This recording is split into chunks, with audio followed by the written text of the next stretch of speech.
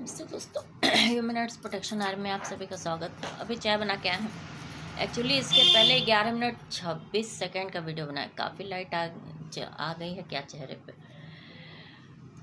हम डाल रहे थे वीडियो, मेरे यहाँ पानी नहीं है।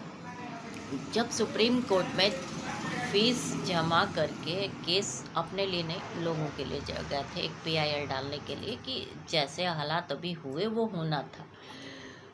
ये पॉलिटिकल पार्टीज़ का कंट्री डेवलप करने का एक अपना तरीका था, जिसमें लोगों को मरना था, ज़्यादा युवा बच्चे बढ़ाने के लिए, ताकि वो दुनिया में विश्व गुरु बन सकें। तो बहुत ज़्यादा पॉपुलेशन थी, वर्ल्ड को भी ख़त्म करना ही था। कोविड-19 नाम तो बढ़िया था, 19 ही दिया गया और बड़ा बढ़िया सफाई भी किए लोग, इसमें कोई दो राय नहीं है। लेकिन यार, हम 2018 में हमें खाना नहीं देंगे लोग, ठीक है, आपकी हैसियत है कि आप हमें खाना देते। पहले तो 10-12 बार जो हम कोर्ट गए हैं और पेनाल्टी और केसेस के रिकवरी मेरी चोरियां हैं, वही हैसियत है तो लौटा दो। आप हमको खाना देंगे, आपने दिया ही है कुछ, आज भी हम अनएम्प्लॉयड हैं। हम भी अपनी शादी किए होते, अपना घर बसाए होते, एक फाल्स शादी करके दोबारा फाल्स रिकवरी शादी का करवा के, और अभी हाल ही में 11 तारीख को मेरा पानी का कनेक्शन काट के उधर जोड़ा गया। इस सब टाइप का तमाशा करवा के आप लोगों को लगता है कि आप लोग की हैसियत है कि हमको कुछ करते, कभी नहीं कर पाते। चोरी, अब जैसे कि मेरे हस्बैंड, ये हस्बैंड ही, वो हमें पत्नी नहीं मानते हैं, हस्बैंड ही कहेंगे। एक डॉक्टर BMS है, बेचारे की ज़िंदगी बर्बाद कर दी है सब मेरे से शादी करके और तमाशा करवा के। चोरी कौन किया होगा? जितनी बार हम जुडिशरी गए वहाँ, जितनी बार मेरे ऑनलाइन चोरियाँ हो रही थी, पुलिस स्टेशन गए वहाँ चोरी हुई होगी। उसके बाद अप डाउन हम जहाँ जहाँ किए होंगे वहाँ चोरियाँ हुई होंगी। जनरली चीज़ों को सेट ऐसे ही किए होंगे सब, जैसे आज के टाइम में करते हैं। जैसे 2023 में हम मायके में 10 महीने थे, हमें हटाने का कोई मतलब ही नहीं था। ससुराल बगल में है, वहाँ से 3-4 बार हमें हटा चुके लोग थे। अब 25 तारीख को हमें मायके ही क्यों भेजना था? ठीक। और मायके में जो गड़बड़ हुआ उसका तो फीस को मायके में मेरे बाऊजी चाचा के कुछ खुश करने के लिए, कभी शहर में घर बनवाया नहीं, लेकिन हम बच्चों को पढ़ाना था इसलिए घर बनवाए यहाँ पे, तो वो माँ के नाम पे था। हमसे 620 रुपया फीस लेके और मायके में ही धांधली कर दिए। तो अब जैसे कि हमारे पे मोहल्ले में हल्ला करके दो भाई, मेरे ससुर के 2 लड़के एक लड़की हैं। एक लड़की है जिसकी शादी बॉम्बे में हुई है, उनका पति दुबे है कोई, ये नाम नहीं इस समय याद आ रहा है, पता नहीं क्या किया है, लेकिन होटल में मैनेजर या कुछ था, या मेरे शादी के बाद हुआ, ये तो बाद में पता चलेगा। तो बात यहाँ पे ये आई कि आप 2 लड़के एक लड़की हैं, अब पति पत्नी थे, और ससुर मेरे अपने बाप के मतलब मेरे अजिया ससुर के सिंगल लड़के थे, 2 लड़कियां थी उनकी, ऐसे मेरे पति बताए थे। और सारे खानदान का विवरण भी दिए हैं और सबके डॉक्यूमेंट भी मेरे पास हैं। तो कल जैसे 11 तारीख को हल्ला करते हुए वो हुए कि गहने चोरी कर, मेरे आंगन में गहने नहीं गए थे। ऐसा, चूँकि हम शादी करें, हम अपने घर वालों से कुछ नहीं पूछे, उन लोग की खुशी के लिए शादी किए। हम कहे अच्छा ही लड़का होगा, हमें नहीं पता था कि ऐसा ससुराल होगा। लड़का तो अच्छा ही था, अब तक था ही ठीक। तो बात थी कि ससुराल जो है, गहना तो लेके गया नहीं था, और साड़ियाँ जो थी वो सास जो चढ़ाने के लिए दी थी वो ब्रीफ केस उनके पास है, और एक मेकअप का बॉक्स का डब्बा था। जब हम वापस आए तो ननद ले ली, बोली ये मेरा था, बस तुम्हें दिखाने के लिए, चढ़ाने के लिए गया था।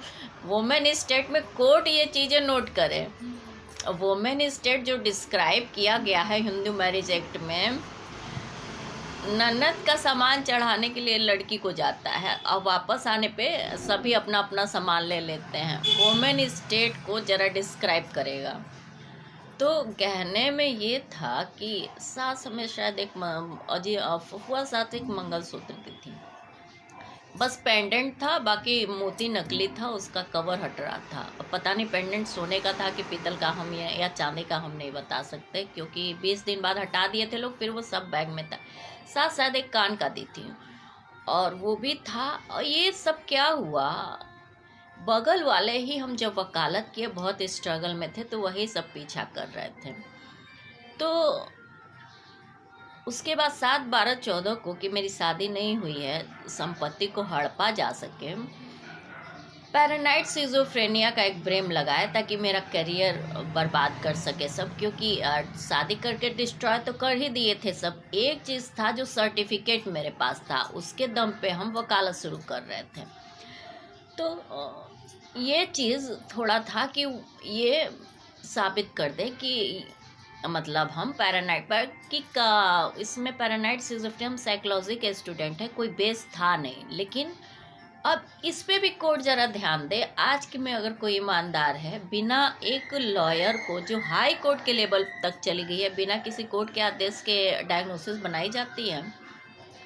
ध्यान दीजिएगा, हमें ब्रेन स्ट्रोक शादी के पहले पड़ चुका था, हार्ट स्ट्रोक भी बहुत कम टाइम में पड़ा था। आप उसको स्ट्रोक ही मान सकिए, नहीं तो स्ट्रोक का खतरा आप मान लीजिए, वो प्रॉपर बना हुआ था।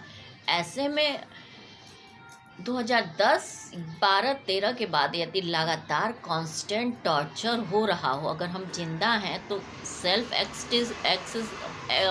एग्जिस्टेंस बनाने के लिए हमें कितना सर्वाइव करना पड़ा होगा, ये भी ध्यान दीजिए। अब रही बात, मतलब इतने लोग जो मरे, उसको भी हम PIL में जो डाल है इंक्लूड करेंगे, वो किस तरह कैसे मरे। क्या ऐसे लीडर्स, ऐसे पार्टीज, आप कॉन्स्टिट्यूशन को नहीं फॉलो करते हैं जिससे आपका अस्तित्व है। यदि कल आप पर पूरा कोई भी देश डाल देता है, तो आपकी इतनी हैसियत नहीं होगी कि UNO या फिर सिक्योरिटी काउंसिल से हेल्प मांग सके, क्योंकि आपका कोई सॉवरिन नहीं है। सॉवरिन इसलिए नहीं है कि आप कॉन्स्टिट्यूशन फॉलो नहीं किए हैं। तो एक तो ये बात रह गई। देखिए, हम शुरू से बोले कि अनपढ़ लीडर्स मत आप सेलेक्ट करिए, लेकिन आप लोग किए, क्योंकि 60% से ज़्यादा जनसंख्या अनपढ़ की है। आप मेरा खाना बंद किए, अनएम्प्लॉयड हैं, हमें कोई हेल्प नहीं है, लेकिन हम जिंदा हैं। क्यों जिंदा हैं? देखिए, हम अदर लड़कियों की तरह अपना शरीर तो बेच नहीं सकते। लड़कों से मेरी पटती नहीं है, क्योंकि राइवलरी मेरी लड़कों से ही रही है और मेल डोमिनेसी से ही रही है कि हम सेल्फ एक्सिस्टेंस अपना कैसे मेंटेन करते हैं। ठीक, प्रोस्टिट्यूशन के खिलाफ हम शुरू से केसेस लड़ते आए हैं, उनके बच्चों को हेल्प वगैरह देने के लिए। ठीक, ये मेरे चरित्र पे, आप मेरे चरित्र पे उंगली उठा रहे हैं। ठीक है भैया, आप दूर रहिए, हम भी तो अपनी ज़िंदगी जिस भी लेवल के हैं, अपना ज़िंदगी तो बनाए होते। घर, ये हॉस्पिटल हम जीते कब? बगल में जब 20 दिन थे तो हमें और कोई कुछ नहीं मिला, तो फूड पॉइजनिंग, जो मेरी डायग्नोसिस थी उस हिसाब से हमें टॉर्चर किया गया। तो फूड पॉइजनिंग जो किया गया, तो हस्बैंड मेरे ब्लड टेस्ट करवाए थे कि किडनी वगैरह सेफ है कि नहीं है। तो मैं वो दे के कोर्ट में गई कि मेरा हॉस्पिटल तो बचा लो, वो तो मेरे नाम कर दो। सब हड़प के मेरा शादी का एविडेंस मिटा रहे, कम से कम वो तो मेरे नाम रहे।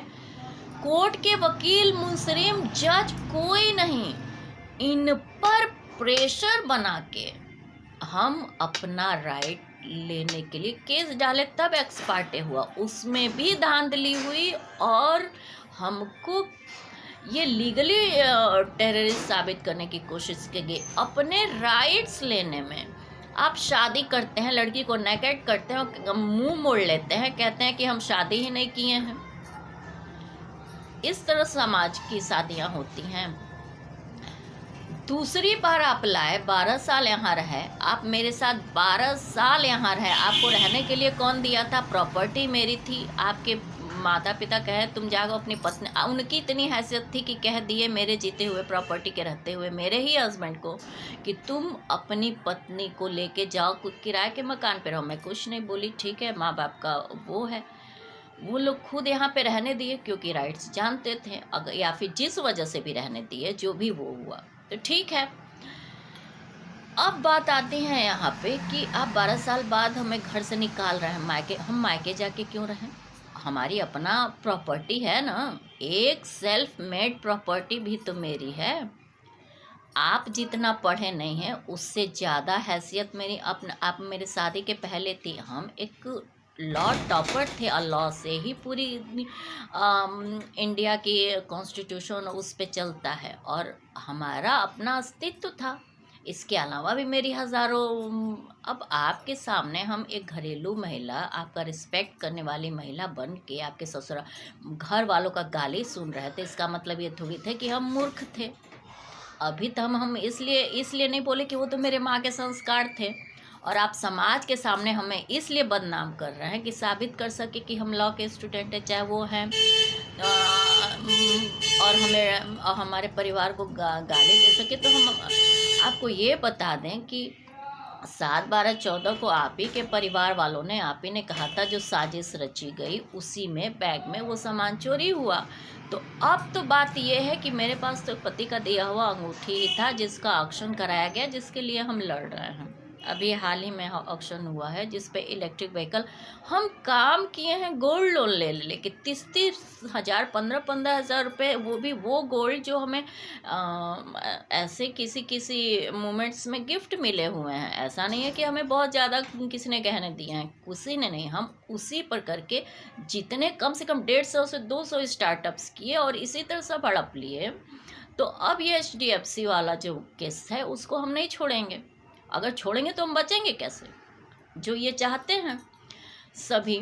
तो 2018 के बाद तो अब ये मामला अगर आप लोग उठाए हैं तो अब तो लॉ बनता है, हम पूछेंगे कि ससुराल वाले क्या क्या चोरी किए हैं। मायके वालों पे तो हम इल्ज़ाम इसलिए नहीं लगा सकते क्योंकि उन्होंने मेरे जिद के आगे, मैं शादी नहीं तोड़ना चाहती थी इसलिए हमारे शादी को सपोर्ट किए।